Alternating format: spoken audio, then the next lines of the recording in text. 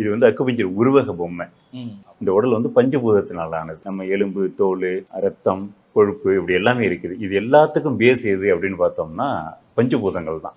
இந்த பஞ்சபூதங்கள் உடல்ல சமநிலையில் இருக்கும்போது தான் உடல் ஆரோக்கியமா இருக்கும். பஞ்சபூதங்கள் சமநிலை கெட்டுருச்சு அப்படின்னாக்க ஆரோக்கியம் கெட்டுரும்.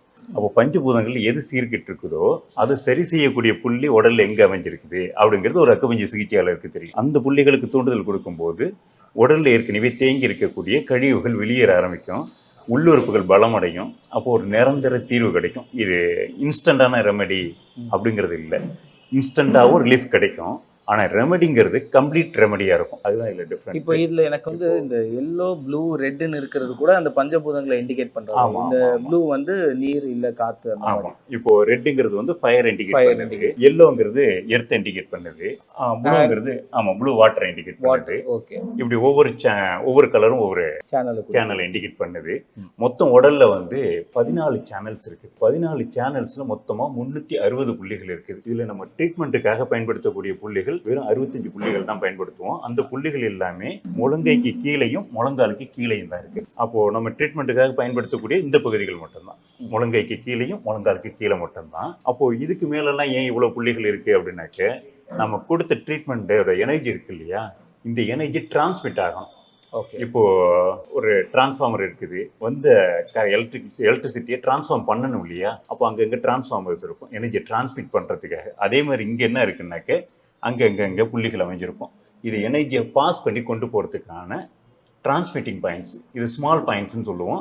இதெல்லாம் வந்து எனர்ஜி பாயிண்ட்ஸ். இதான் எனர்ஜியை ரிசீவ் பண்ணுறது. நம்ம இங்கே தான் ஸ்டிமுலேட் பண்ணுவோம். இப்போ உடம்புல இருக்கக்கூடிய பஞ்சபூதங்களில் சில பேருக்கு எல்லா பூதங்களும் ஒன்றும் உச்சகட்டத்தில் இருக்கலாம். லைக் ஃபயர் அதிகமாக இருக்கலாம், வாட்டர் கண்டென்ட் அதிகமாக இருக்கலாம். இந்த மாதிரி ரேஷியோஸ் வந்து அப்ஸ் அண்ட் டவுன்ஸ் நிறைய இருக்கும்போது என்ன மாதிரி பிரச்சனைகள் அவங்க உடம்புல சந்திப்பாங்க? இப்போ ஃபயர் கூடிச்சுன்னு வைங்களேன், பெருமை வந்துடும். இப்போ ஓரளவுக்கு இப்போ மகிழ்ச்சிங்கிறது நம்ம இயல்பாக நினைக்கிறோம் இல்லையா. இல்லை இப்போ ஒருத்தர் போய் கேட்டோம்னா உனக்கு வாழ்க்கையில் என்ன வேணும் அப்படின்னாக்க நீ சந்தோஷம் வேணும்பாங்க. வாழ்க்கையில் சந்தோஷம் முழுமையானது இல்லை, நிம்மதி தான் முழுமையானது.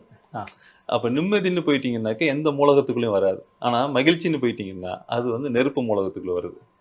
அந்த மகிழ்ச்சியாக இருக்கிற வரைக்கும் அது வந்து இம்பேலன்ஸ் தான். ஓகே. ஆனால் இப்போ கவலையை வந்து இம்பேலன்ஸும் புரிஞ்சுக்கிறோம். அதே விதத்தில் நம்ம மகிழ்ச்சியை இம்பேலன்ஸும் புரிஞ்சிக்க மாட்டோம். மகிழ்ச்சியை இம்பேலன்ஸ் அதை புரிஞ்சுக்கணும். அந்த மகிழ்ச்சியினுடைய அடுத்த கட்டம் இருக்கு இல்லையா, அது பெருமை. பெருமைக்கு போனாங்கன்னா கட்டாயம் தொந்தரவுக்குள்ளாயிடுவாங்க. இப்போ வந்து ஃபயர்னு பார்த்தீங்கன்னாக்க உள்ளுக்குள்ளே இருக்கிற ஆர்கனோட லிங்க் பண்ணும்போது அது ஹார்ட்டில் வந்து லிங்க் ஆகுது. ஓகே. அப்போ வந்து ஏதோ ஒரு விதமான சங்கடங்களை அவங்க அனுபவிப்பாங்க. எதோ ஒன்று சொல்லி நம்ம ஆளுங்களை பயன்படுத்தக்கூடாது, நோயாளி ஆக்கிடக்கூடாது. ஆனால் இயல்பாக இருக்கக்கூடிய மனநிலையிலிருந்து ஏற்ற இறக்கத்துக்குள்ளே போனோம்னா அது நம்மளுடைய ஆர்கனை பாதிக்கும்.